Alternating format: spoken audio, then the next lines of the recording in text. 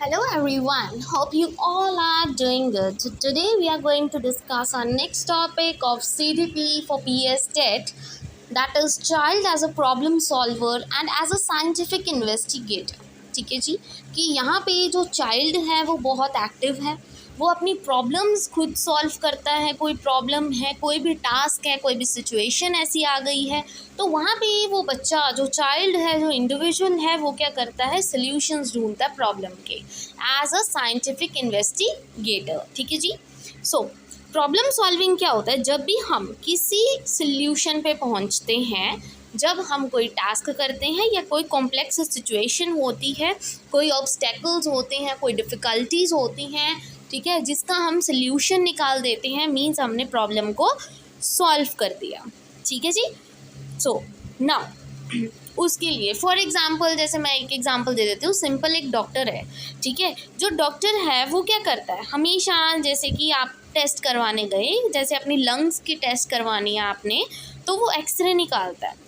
और एक्सरे जब वो जो डॉक्टर क्या करेगा, उस प्रॉब्लम को सॉल्व करने के लिए पहले एक्सरे निकलवाएगा और एक्सरे निकालने के बाद उसको अच्छे से एनालाइज करेगा और सोल्यूशन ढूंढेगा। राइट, मतलब वो एज अ प्रॉब्लम सॉल्वर काम कर रहा है यहाँ पे। ठीक है, वो पेशेंट्स की प्रॉब्लम सॉल्व कर रहा है।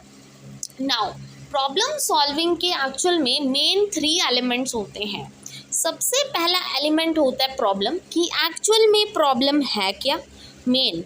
फिर सेकंड, हमारा टारगेट क्या है, हमने कहाँ तक पहुँचना है। Now the third element is step towards that target, कि आपने वो टारगेट अचीव करना है तो आप कौन से स्टेप्स लोगे। तो ये 3 मेन चीज़ें होती हैं जब आप एक प्रॉब्लम को सॉल्व करते हो।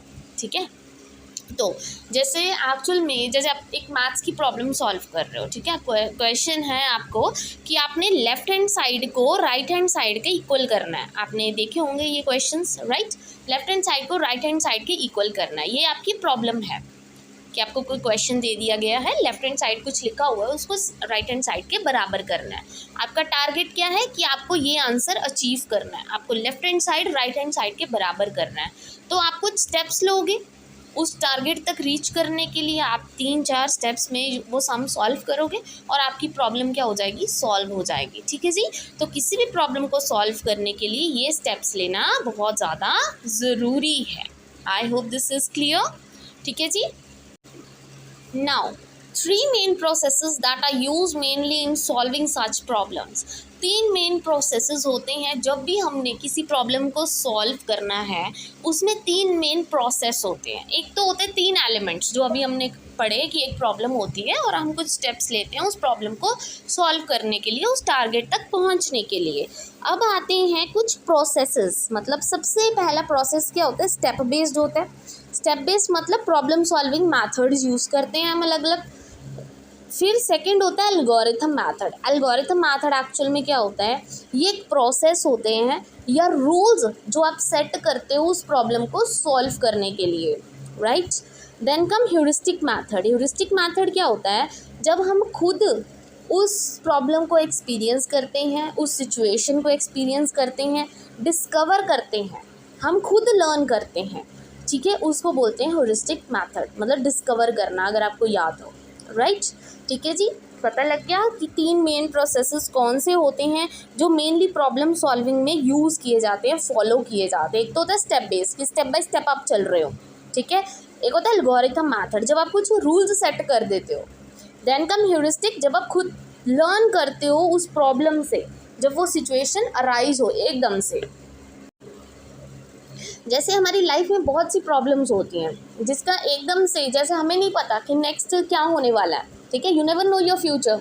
एकदम से कुछ सिचुएशन आई, कोई नेगेटिव सी सिचुएशन आई और आपने उस सिचुएशन से बाहर आना है, तो आप उसको खुद देखोगे कि मैं इसको कैसे सॉल्व करूँ। वो होता है ह्यूरिस्टिक मैथड, जब आप लर्न करते हो उस चीज़ से। ठीक है जी, I hope this is clear. Now अब हमने प्रॉब्लम सॉल्व करने के एलिमेंट्स देख लिए, प्रोसेसेस देख लिए। अब आपने कोई प्रॉब्लम सॉल्व करनी है तो उसके कुछ मेन स्टेप्स होते हैं। सबसे पहला स्टेप होता है आप उस प्रॉब्लम को आइडेंटिफाई करोगे, उस सिचुएशन को आइडेंटिफाई करोगे। सबसे पहले आपको पता होना चाहिए एक्चुअल में प्रॉब्लम है क्या, पहला स्टेप। दूसरा स्टेप, सभी पॉसिबल जो ऑल्टरनेटिव सोल्यूशन हो सकते हैं कि हाँ इसका आंसर ये भी हो सकता है, इस प्रॉब्लम को सॉल्व करने का सोल्यूशन ये भी हो सकता है, तो आप बहुत सारे मतलब ऑप्शंस लेके चल रहे हो, right. Then third step is check viability of alternatives, कि जो आपने ऑल्टरनेटिव सोचे हैं, मतलब ये इतने सारे सोल्यूशंस ढूंढ लिए इस प्रॉब्लम के, आप ये देखोगे कि क्या ये चीज़ वहाँ पे वैलिड है, कि क्या वहाँ पे वो चीज़ काम आ पाएगी ज़्यादा टाइम के लिए, ये चीज़ चेक करोगे आप, ठीक है। Then fourth step is decision making concerning most suitable alternative, तो अब आप डिसाइड करोगे इतने सारे सोल्यूशन में से कौन सा सोल्यूशन सबसे ज़्यादा बेस्ट है, ठीक है। पहले समझ लो, फिर एग्जाम्पल से मैं फिर से एक बार समझाऊंगी। Then fifth step is application of decided alternative, अब आप एक्चुअल में आपने डिसाइड कर लिया, एक सोल्यूशन ढूंढ लिया, अब आप उसको अप्लाई करके देख रहे हो, फिर आप फीडबैक लोगे, फॉलो अप करोगे कि क्या जो मैंने किया वो सही था, ठीक है, क्या इसका फ़ायदा हुआ कुछ, अगर नहीं हुआ तो कुछ चेंजेस आप कर सकते हैं, जैसे रिपेयर वर्क एंड रेक्टिफिकेशन, ठीक है। आई होप दिस इज़ क्लियर। अब जैसे कोई भी प्रॉब्लम है आपके, जैसे आप टीचिंग जॉब में हो तो आपको कोई प्रॉब्लम अराइज हो गई, ठीक है, आपने बच्चों को टेस्ट देना है, बट अभी आपने ऑब्जर्वेशन भी करनी ज़रूरी है, मतलब हर तरह का आप टेस्ट करना चाहते हो, इवेल्युएशन करनी है आपने बच्चों की, आप रिटन टेस्ट भी करना चाहते हो, पेपर पेंसिल टेस्ट भी लेना चाहते हो, ऑब्जर्वेशन के थ्रू, रेटिंग स्केल्स के थ्रू आप सब कुछ करना चाहते हो, ये आपकी प्रॉब्लम है कि आपने बच्चों को इवेल्युएट करना है पहली। फिर आप सोचोगे सॉल्यूशंस कुछ कि मैं इस ऐसे तरीके से भी कर सकता हूँ बच्चों को इवेलुएट, मैं ऐसे भी कर सकती हूँ, मैं ऐसे भी कर सकती हूँ, राइट। फिर आप देखोगे कौन सा सबसे बेस्ट है थर्ड स्टेप में। फोर्थ स्टेप में आप एक चूज़ कर लोगे कि मैं बच्चों का पेपर पेंसिल टेस्ट लूँगी, आपने डिसीजन ले लिया, ठीक है। फिर ठीक है, फिफ्थ में आप जाके एक्चुअल में बच्चों का पेपर पेंसिल टेस्ट ले रहे हो बच्चों को टेस्ट करने के लिए, ठीक है। और सिक्स्थ में आप देखोगे कि बच्चों ने मतलब पेपर पेंसिल टेस्ट दे दिया, आपने चेक कर लिया, उनके मार्क्स आ गए, अब आप फीडबैक दोगे खुद को कि क्या जो मैंने मतलब टेस्ट लिया क्या वो सभी बच्चों के लिए वैलिड था या नहीं था, तो वहाँ पे आपको पता लग जाएगा। फिर आप फॉलो अप करोगे, देखोगे कि क्या प्रॉपरली ये वर्क किया, अगर नहीं किया तो आप कोई और मेथड यूज़ करोगे इवैल्यूएशन के लिए, मतलब रिपेयर करोगे उस चीज़ को, रेक्टिफाई करोगे, फिर से कोई और मेथड यूज़ करोगे, पेपर पेंसिल टेस्ट यूज़ नहीं करोगे। आई hope this is clear with example, ठीक है जी। जब भी किसी प्रॉब्लम को सॉल्व करना है पहले प्रॉब्लम देखो क्या है, सॉल्यूशंस ढूंढो, ये हो सकता है, फिर उसमें से एक डिसाइड कर लो, फिर उसको अप्लाई करके देखो और फिर फीडबैक दो खुद को कि क्या सही थी मैं, ठीक है। अगर नहीं सही थी तो उसको ठीक करो, रिपेयर करो फिर से। तो ये कुछ स्टेप्स होते हैं किसी भी प्रॉब्लम को सॉल्व करने के लिए। आई hope this is clear. Now comes, अब प्रॉब्लम्स भी देखो दो तरह की होती है, एक होती है इल स्ट्रक्चर्ड प्रॉब्लम, एक होती है वेल स्ट्रक्चर्ड प्रॉब्लम। इल स्ट्रक्चर्ड प्रॉब्लम क्या होती है, हम प्रॉब्लम को इल स्ट्रक्चर तब बोलते हैं जब कोई एक पर्सन जज नहीं कर पाता नेचर ऑफ द प्रॉब्लम को, कि एक्चुअल में प्रॉब्लम है क्या, मतलब उसके जब प्रॉब्लम ही नहीं समझ आ रही, इतनी बुरी तरह से मतलब क्वेश्चन घुमा फिरा के डाला हुआ है, आपको यही नहीं पता कि है कैसे। इल स्ट्रक्चर मतलब प्रॉपर है ही नहीं है वो चीज़, तो आप उसके सोल्यूशन कैसे ढूंढोगे, आप एग्जैक्टली उसको डिफाइन ही नहीं कर पा रहे तो आप सोल्यूशंस कैसे ढूंढोगे, वो होती इल स्ट्रक्चर्ड, बहुत बुरी तरह से तहस महस करके क्वेश्चन डाल दिया बस ज़बरदस्ती। एक होती है वेल स्ट्रक्चर्ड, कि आपको डायरेक्ट क्वेश्चन दिया गया है और आप क्लियरली उस क्वेश्चन के आंसर्स निकाल रहे हो, सॉल्यूशंस निकाल रहे हो, आप जज कर सकते हो आप उसको इजीली, वो होता है वेल स्ट्रक्चर्ड, एक proper structure, proper systematic question है। इल स्ट्रक्चर्ड होता है जब आपको प्रॉपर सिस्टमैटिक क्वेश्चन है ही नहीं है, पता नहीं थोड़ा पार्ट एक क्वेश्चन से डाल दिया, थोड़ा दूसरे से, और एक क्वेश्चन बना दिया घटिया सा, वो होता है इल स्ट्रक्चर, जहाँ पे आप सोल्यूशन भी नहीं ढूंढ पाते। आई hope this is clear. Now, traits needed to be developed to make a child a scientific investigator. आपने एक बच्चे को इन्वेस्टिगेटर बनाना है, कि इन्वेस्टिगेटर मतलब कि वो खुद अपनी प्रॉब्लम्स को सॉल्व कर रहा है, तो आप उनमें कौन कौन से ट्रेड्स को डेवलप करोगे। सबसे पहला, जो भी साइंटिफिक एटीट्यूड वाला पर्सन होता है, ठीक है, प्रॉपर साइंटिफिकली सोचता है हर एक प्रॉब्लम का सल्यूशन, उसको क्यूरियस होना बहुत ज़्यादा ज़रूरी होता है, ठीक है। एक जो साइंटिफिक माइंड वाला पर्सन होता है वो हमेशा क्यूरियस होता है, जानने के लिए उत्सुक होता है कि एक्चुअल में ये चीज़ कैसे हुई, इसके पीछे का रीज़न क्या है, वो हमेशा तैयार रहता है, क्यूरियोसिटी होती है उसको जानने की। सेकंड, जो उसमें ट्रेड्स होने चाहिए, ट्रेड्स होते हैं मतलब फीचर्स, एक जो इन्वेस्टिगेटर होता है उसमें कौन कौन से गुण होने चाहिए। पहला तो वो क्यूरियस होना चाहिए, दूसरा वो सेल्फ मोटिवेटेड होना चाहिए। अगर वो सेल्फ मोटिवेटेड ही नहीं है, ज़बरदस्ती काम कर रहा है, तो वहाँ पे इन्वेस्टिगेटर नहीं बन पाएगा, वो उस चीज़ को प्रॉपरली सॉल्व नहीं कर पाएगा, सॉल्यूशंस नहीं ढूंढ पाएगा जब तक वो खुद ही मोटिवेटेड नहीं है। उसके लिए उसको प्रॉपर मोटिवेटेड एनवायरनमेंट चाहिए जो एक टीचर और फैमिली उसको दे सकती है। देन फोकस, मेन चीज़ है फोकस करना, किसी भी चीज़ पर फोकस करना बहुत ज़्यादा ज़रूरी है, ठीक है। एक गुण है फोकस करना किसी भी चीज़ पर, ठीक है। कोई एक चीज़ है, आपने उस प्रॉब्लम को सॉल्व करना है तो आप उसी पे फोकस करोगे, फालतू की चीज़ों पे फोकस नहीं करोगे, ठीक है। देन कम इमेजिनेशन, कि जहाँ भी ज़रूरत है एवरीडे प्रॉब्लम सॉल्विंग होती है, ठीक है, तो वहाँ पे बच्चा इमेजिन करे उस चीज़ों को कि ऐसा भी हो सकता है, उसके अलग अलग सोल्यूशंस निकाले इमेजिन करके, ठीक है। देन डिज़ायर टू इम्प्रूव, कि अगर बाय चांस कोई गड़बड़ हो जाए उस बच्चे से, उस इंडिविजुअल से, वो हमेशा तैयार रहे इम्प्रूवमेंट करने के लिए, ना कि ये सोचे कि छोड़ यार अभी क्या फ़ायदा इम्प्रूव करके भी, ठीक है। जैसे फॉर एग्ज़ाम्पल आप कोई एग्ज़ाम देने गए हो, ठीक है, और आपके मार्क्स अच्छे नहीं आए, बट आपके पास सेकंड चांस भी है कि आप उस एग्ज़ाम को दे पाओ। बट अगर आप यही नहीं चाहते कि मैं इम्प्रूवमेंट करूँ, तो आपको ऐसा होगा कि चलो एक बार एग्ज़ाम दे लिया, अब क्या फ़ायदा दे के, पहली बार तो बात बनी नहीं है। तो वहाँ पे आपका जो साइंटिफिक वो इन्वेस्टिगेटर है ना आपके बीच का, वो ख़त्म हो जाता है, ठीक है। Next the last needed is self confidence, खुद पे कॉन्फिडेंस होना बहुत ज़्यादा ज़रूरी होता है, ठीक है जी। आई होप ये ट्रेड्स आपको समझ आ गए, गुण आपको समझ आ गए एक साइंटिफिक इन्वेस्टिगेटर में कौन से होने चाहिए। नाउ आई होप ये सारा आपको जितना भी पढ़ाया गया है सारा अच्छे से समझ आ गया होगा, सारे नोट्स। अभी हम आते हैं PYQs पे। So the first question is the teacher is responsible for which of the following to effectively teach problem solver to learners. इनमें से टीचर किस चीज़ के लिए रिस्पॉन्सिबल है अगर वो बच्चों को प्रॉब्लम सॉल्विंग सिखाना चाहती है।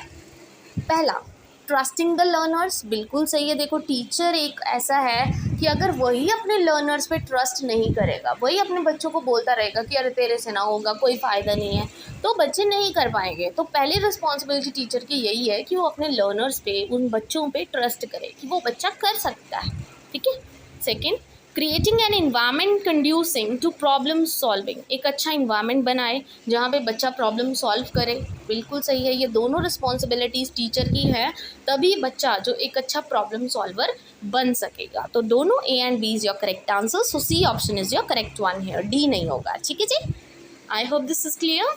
Now the next question is what changes does a child make in itself when it is at concrete operational stage। तो आप सबको पता होगा हमने प्याजे की 4 स्टेजेस की थी, ठीक है, प्याजे की भी की थी, और जब हमने बात की थी, ठीक है, पिछले चैप्टर में उसमें भी हमने प्याजे की बात की थी, क्योंकि हर एक चीज़ स्टूडेंट से रिलेटेड है, बच्चों से रिलेटेड है, प्रॉब्लम सॉल्विंग से रिलेटेड है। तो प्याजे की थ्योरी क्या कहती थी कि जो बच्चे की कोग्निटिव डेवलपमेंट होना बहुत ज़्यादा ज़रूरी है। उन्होंने 4 स्टेजेस दिए थे, S, P, C and F, sensory motor, pre operational, concrete operational and formal operational, right. तो इनमें से हम सबको पता है कि सेंसरी में बच्चा अपनी सेंसेस यूज़ करता है, प्री ऑपरेशनल में बच्चा इमिटेट करना, उसकी लैंग्वेज डेवलप होती है, ये ईगोसेंट्रिक स्पीच होती है यहाँ पे। सी में क्लासीफाई करना सीखता है, वो कंजर्व करना सीखता है, लॉजिकल थिंकिंग आ जाती है। एफ फॉर्मल ऑपरेशनल में लॉजिकल और अब्स्ट्रैक्ट दोनों थिंकिंग आ जाती है, डेवलप हो जाती है बच्चे की। तो यहाँ से देखिए कौन सा कंक्रीट ऑपरेशनल में है, child begins to think logically about the objects and events. देखो लॉजिक आ गया, लॉजिक तो कंक्रीट में आ जाता है, चलो ये ऑप्शन सही है। Child become active towards its day to day operations, अरे एक्टिव तो वो सेंसरी में ही हो जाता पहले से ही, कंक्रीट की बात की गई है, याद रखना कंक्रीट पूछा गया है, पहले तो स्टेज देख लिया करो, ठीक है। Then a child bring the experience of others in the operations that are meant for it, नहीं जी ये तो फॉर्मल में चला गया experiences. Child become responsive to external stimuli, नहीं जी, कंक्रीट में क्या है लॉजिक आना स्टार्ट हो जाता है, हमेशा ये चीज़ ध्यान में रखना। कुछ ना कीवर्ड्स होते हैं, ये वैसे मैंने अपने नोट्स में भी करवा रखी हैं आपको। कुछ कीवर्ड्स होते हैं जैसे लॉजिक, हमें पता है कंक्रीट में लॉजिक आना स्टार्ट हो जाता है, तो वो कीवर्ड्स बीच में ही होते हैं, बस आपको ध्यान से देखना होता है, तो आपका आंसर डायरेक्ट आपको मिल जाता है। ठीक है, so A option is your correct one here. Now comes to the next question. Problem solving attitude comes from creative learners. की जो प्रॉब्लम सॉल्विंग एटीट्यूड होता है ये सिर्फ क्रिएटिव लर्नर से आता है। ये कौन सी स्टेटमेंट है जो इस चीज़ को प्रॉपरली बता रही है कि प्रॉब्लम सॉल्विंग एटीट्यूड क्रिएटिव बच्चों से आता है। By enabling the teachers and student know the value of good education, यहाँ पे एजुकेशन की बात नहीं की गई है। Training the student to score the high, बिल्कुल गलत बात है। यहाँ पे हाई स्कोर करना, लो स्कोर करना, यहाँ की तो बात ही नहीं हुई। क्रिएटिविटी की बात हो रही है, प्रॉब्लम सॉल्विंग की बात हो रही है। Creating a hype on the student since childhood about grades, मतलब शुरू से ही बच्चे को डरा दो कि नंबर लेने बहुत ज़्यादा ज़रूरी है, ये तो नेगेटिव चीज़ है। Providing opportunities to question and nurture innate talents of the learner, बिल्कुल सही है। बच्चे को अपॉर्चुनिटी दो और उसके जो अंदर के जो टैलेंट्स हैं लर्नर्स के, उसको बढ़ने दो, उन स्किल्स को डेवलप होने दो, ये बिल्कुल सही है। So D option is your correct one here. ठीक है, क्योंकि problem solving attitude creative learner से ही आता है। अब आप क्रिएटिव हो, ठीक है, अच्छे आंसर्स ढूंढ सकते हो, सोल्यूशंस ढूंढ सकते हो उस प्रॉब्लम का, तो कैसे आएगा अगर आपको अपॉर्चुनिटीज़ दी जाएगी properly, right. Now next question. A teacher was to teach the concept of making curd from milk. एक साइंस टीचर है, वो बच्चों को सिखाना चाहती है कंसेप्ट किस चीज़ का, दूध से दही बनाने का। तो कौन सा मेथड है जो टीचर यूज़ कर सकती है यहाँ पे, अगर बच्चे को दूध से दही बनाना सिखाना है उसने? पहला, उसको सिर्फ एक्सप्लेन कर देगी उस चीज़ को, ये तो लेक्चर देना हो गया ना, ये तो गलत है। डायग्राम्स बना के दिखाएगी, यहाँ पे दूध दही का क्या डायग्राम बनाएगी वो। Allow the student to make curd themselves and observe the proceedings, बिल्कुल सही है। यहाँ पे बच्चा एक्टिव है, देखिए जो ऑब्जर्व कर रहा है, ऑब्जर्व करके खुद बना के देखेगा। जैसे टीचर है, बच्चे को बोल देगी हाँ आप करके देखो खुद घर पे, मैं कुछ स्टेप्स बताती हूँ, फिर नेक्स्ट आके मुझसे पूछ लेना अगर नहीं हुआ। ठीक है, तो यहाँ पे बच्चा खुद करके देखेगा, उसकी जो टैलेंट है, उसकी जो क्रिएटिविटी है वो देखने को मिलेगी। ठीक है, सो यहाँ पे बच्चा एक्टिव है। एंड लास्ट इज पिक्टोरियल, आप सिर्फ पिक्चर्स दिखा दोगे उसको, गलत बात है। पिक्चर्स तो बुक्स में भी होती हैं, वो तो वहाँ से भी देख लेगा। C option is your correct one, right. Next question. Which of the following are the elements of successful problem solving environment? एक अच्छा प्रॉब्लम सॉल्विंग इन्वायरमेंट कौन सा होता है? जहाँ पे स्पेस हो प्रॉपर, बिल्कुल सही है। जहाँ पे अलग अलग तरह के मटेरियल्स प्रेजेंट हो, बिल्कुल सही है।